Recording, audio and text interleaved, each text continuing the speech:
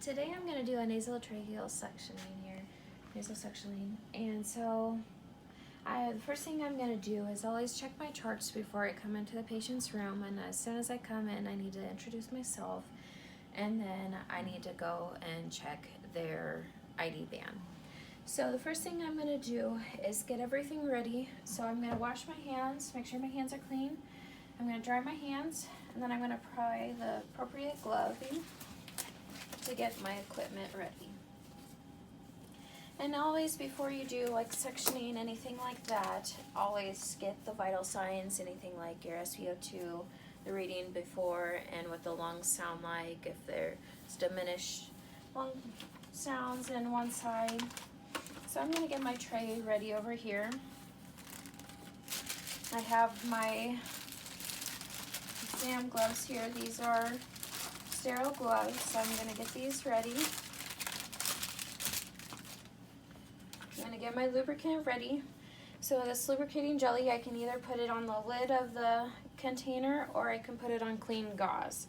So I'm going to put it on a clean container here, and then I have my sterile water. And so I'm going to get my sterile water ready, and I'm going to pour it into my container here with the catheter. And so when I'm done with that, after assessing the patient here, I need to apply oxygen to the patient with a non-rebreather mask.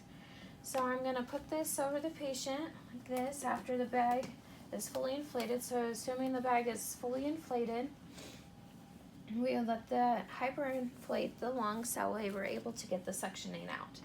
So when I'm done and ready, I'm going to go ahead and remove these gloves, wash my hands, and dry them really good, and then I'm going to apply my sterile gloves on.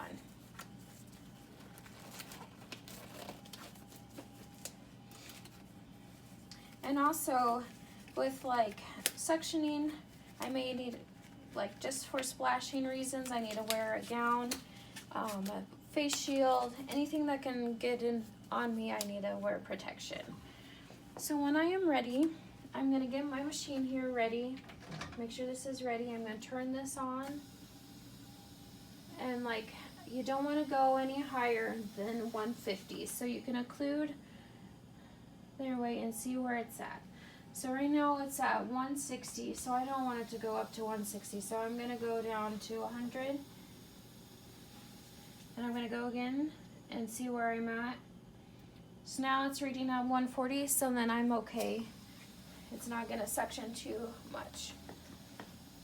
So I'm going to take my clean sterile hand and I'm going to apply this, and you can start to hear the air going. So then I can take this and suction up some sterile water right here, just to make sure that it goes up through the tubing, nothing catches in the tubing, and then I'll take the lubricant and go around the edge of the catheter.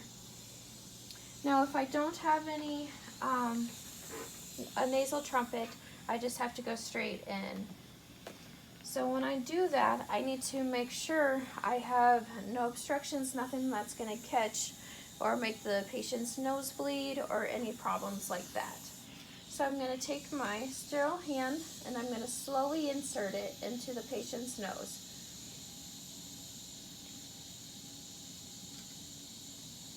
And once you get to the point to where it stops, you can have the patient cough. That way, then it will help us when we go and place it down. And that way we can get down to the appropriate place. So when suctioning, you don't want to go more than 15 seconds. So when I'm going up, I can creep my fingers along up to the end of the catheter. That way I don't splash anything anywhere. And if I need to go again, I can always re-sterilize it and clean it off with the sterile water and do it again. So when I am done with this, I can wrap it around my hand very carefully, not to touch anything, and then dispose of it with my glove. Gloves over here, just proper disposal. And then when I'm ready, then I can put on another pair of gloves after I have washed my hands after doing that.